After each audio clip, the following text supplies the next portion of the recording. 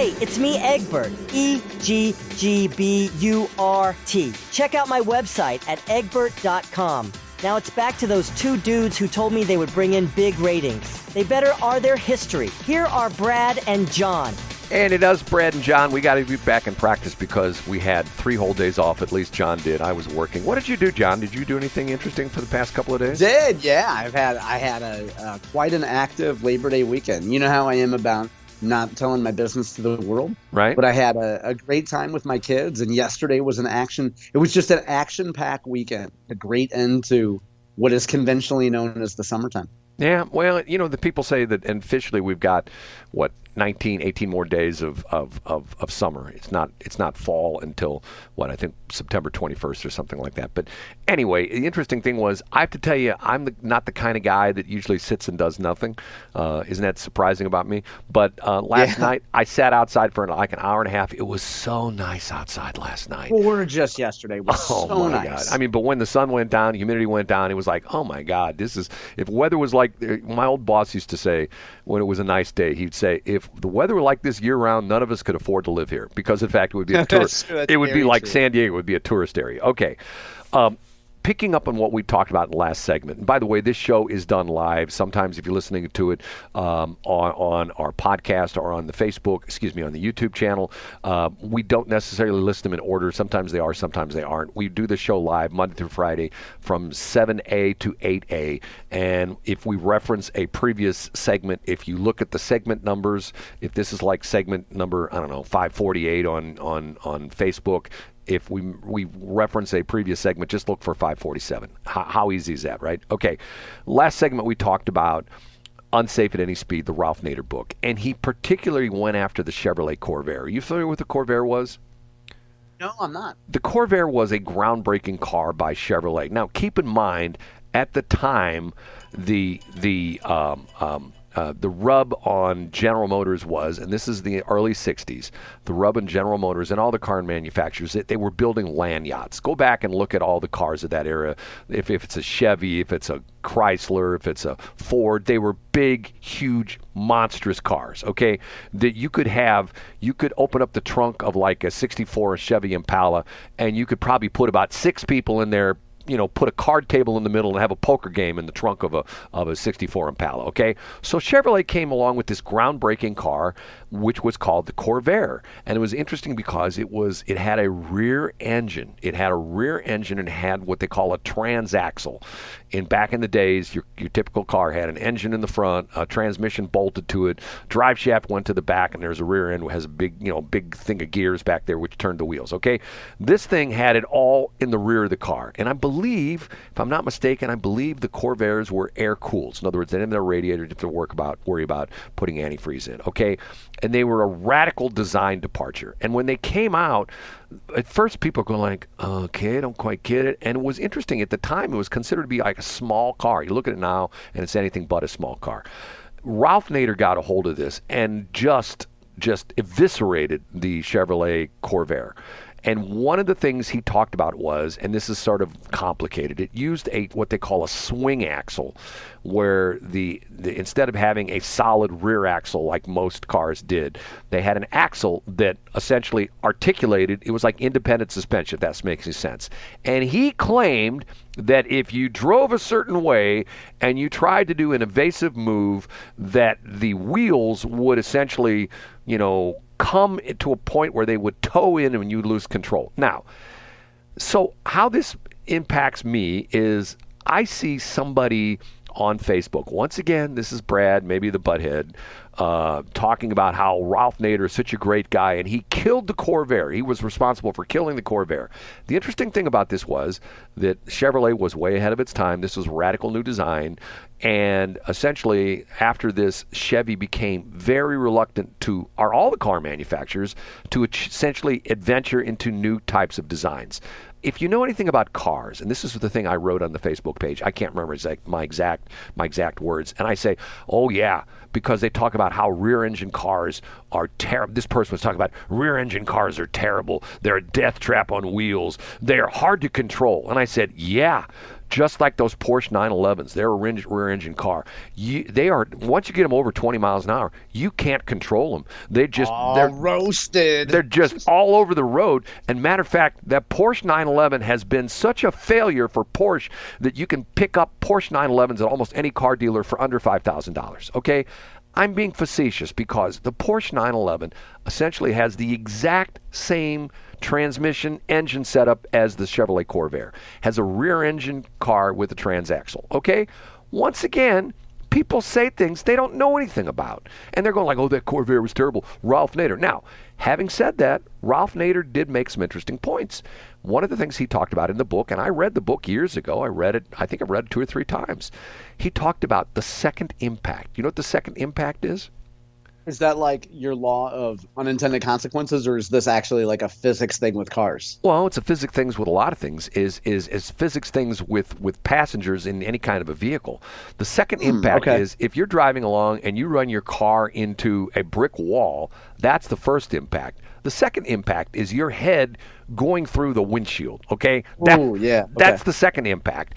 And what he did come out was, and matter of fact, my very first car was a 62 Pontiac station wagon, which had a metal dashboard. I mean, the dashboard was all metal. There was no padding on it whatsoever. And once again, in my car, there were no seatbelts originally in this car, that if you had hit something and you had been flown forward in the car and your head would have hit that metal dashboard, you're probably going to die. Because it's going to give you, traumatic brain injury, and the chance of you surviving are pretty slim. So, once again, Ralph Nader pointed this out, and he was right. Because now you look at cars, the dashboards are all padded.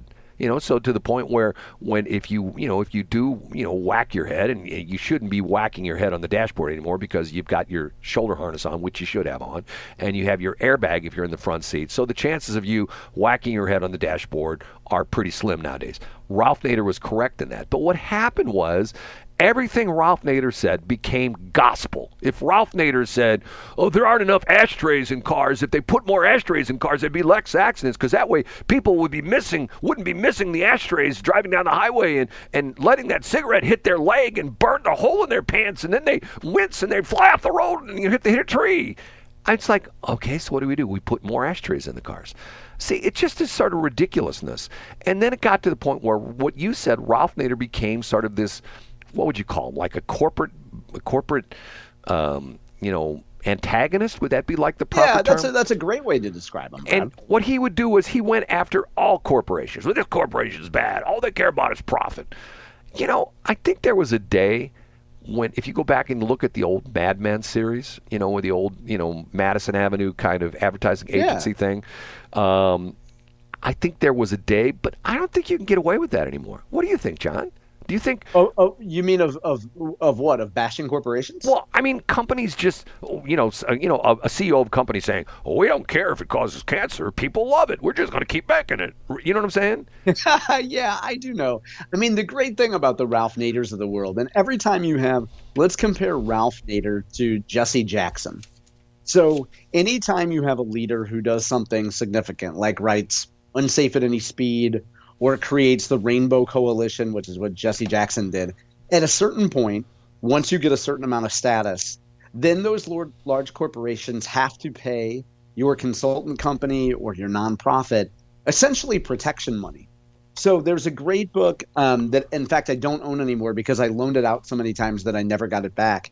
But it detailed Jesse Jackson's role as a civil rights leader. And essentially, Jesse could go to different companies.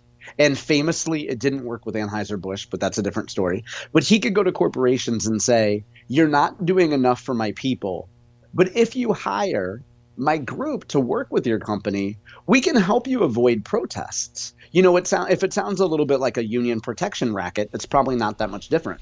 But if you're Ralph Nader then, and you're a corporation, if he were still that active in 2024, if you're Rivian or you're Tesla or you're any other company, you're Stellantis, you could go to him and you could say, Ralph, you're such an icon in this car safety industry. We'd really love to pay you and your group a consulting fee to give us some advice about how to be more safe.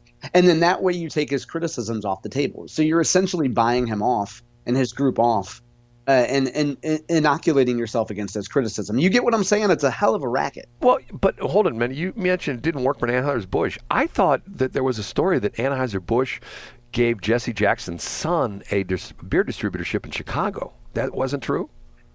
I think that eventually happened. But famously, as I understand it from the book that was written about him, his initial entreaty to Anheuser-Busch was that they came to him and that they gave him essentially, when he went there to extort them, some would say, for money and consulting contracts, they gave him a dossier that said, here's what we know about you, Jesse. And that Jesse took the dossier and walked out, and the company didn't do business with them. And then you're right, though. I believe, and now remember, their distributorships, famously, they gave one not only to Jesse's kid to get Jesse to go away, but they also gave one to Roger Maris. Remember, Roger Maris got a distributorship. Yeah, but that was early on. As I understand it, his attempted blackmail of the company, what some would call blackmail, did not work because they said, Jesse, there's enough bad stuff out here about you that we don't need to play this game. Well, you bring up an interesting thing there. Okay, two things. First off, Roger Maris was different because Roger Maris played for the Cardinals, and I believe that was in his contract. I think they essentially said that if he did hit somebody. Oh, I didn't know that. Wow, I didn't know that. Okay. Yeah, I think that was. Well, he played for the Cardinals, and I mean, of course he played for the Cardinals, but I'm saying I didn't know that part of his contract was he'd get a distributorship. I believe that was part of the deal because back in the day, I don't know if it is anymore, but if you got an AB distributorship, that was like a license to print money. It was just to the point where now can you make fun of the stories I tell, okay? Can I tell one of my stories? And every once in a while, John always makes me feel bad. Oh, Brad, you've told that story 3 times before. Okay. Oh, yeah, by the way, you told the story about how America was not like the monarchy thing back from B Block. You told me that before, but I was entertaining you because you've told the story so many times. But tell this one, whatever one this one is. You always make me feel good when you tell me that, John. Okay.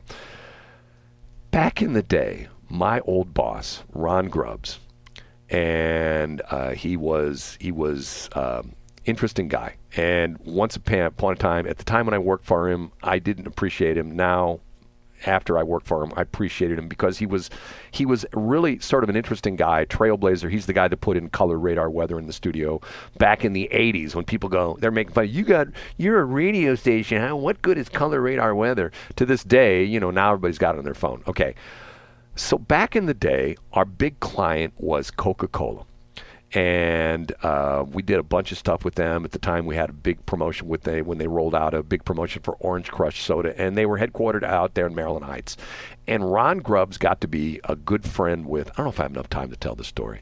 Maybe I should wait till tomorrow to tell the story, because the crazy part of this is I'm going to connect my old boss, Ron Grubbs, Coca-Cola, and Anheuser-Busch. And you're going to say, Brad, how can you do that? How can you connect your old boss, Ron Grubbs? Just going to ask that. I think I'll wait till tomorrow because this story is so funny. The front end of the story is funny. The back end of the story is even funnier because of the fact that when I told this to one of my Anheuser-Busch friends, her jaw about hit the floor because she said, "Oh my God, I know that guy. He's one of the largest distributors in the entire country." And I go, "For what?" She says, "For us, for Anheuser-Busch." I go, "You know this guy?" She goes, "Yeah, I know the guy. You're right. He was in, and how he got to be in Anheuser-Busch was because Augie number 3 saw this guy, saw him running the distributorship for Coca-Cola products here in St. Louis, and decided we need to hire that guy. So they hired him at AB, and then apparently he got so big that that they gave him his own distributorship. And I'll tell the story tomorrow. What's funny about this is when I tell you the front part of the story. This was my ex-boss, Ron Grubbs, and he was an interesting guy.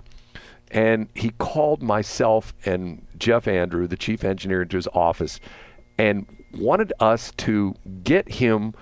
Back in the day, they don't do this anymore because it's all digital. He wanted us to get him one of these boxes, these light boxes that was on the wall in doctor's offices. And back in the day when they had your x-ray, they printed it out on film and they would put it up on the wall and in front of one of these light boxes, and they turn on the switch and the x-ray would become like illuminated. You know what I'm talking about? I know exactly what you mean, yeah. Okay. That's the beginning of the story. I'll tell the rest of it tomorrow. And I will tell you, knowing John Combest's humor and his shall we say, his sexual humor, which he throws out on the air here from time to time. Whoa, Brad. Audrey Hepburn over there. Go ahead. John will find this story absolutely positively amazing. And it's so funny because of the fact that when this was a present, the guy's name was, I don't know if he retired or not. The guy's name was John Now, N-A-U. And I have to look him up, see if he's still the distributorship. But anyway, I'll tell the story tomorrow. Well, okay, so if you're listening, Brad's going to tell a story about delivering his boss a fresh new box. We won't touch that. John, my goal is to get you out at 8 o'clock because you got things to do. And normally I yak on for a while. But you know what? It's 7:59 and 50 seconds. I shouldn't put that in because I'm not going to edit it out. Okay. Bye, guys. See you tomorrow. Say goodbye, John. Bye-bye. Thanks for checking out the Brad and John Show podcast. This segment of the show is brought to you by John Combest's book, Stalking, Harassment, Internet Trolling, A Guide to Recovering and Rebuilding After Online Attacks. It's a great reference if you've ever been the unfortunate target of a social media attack.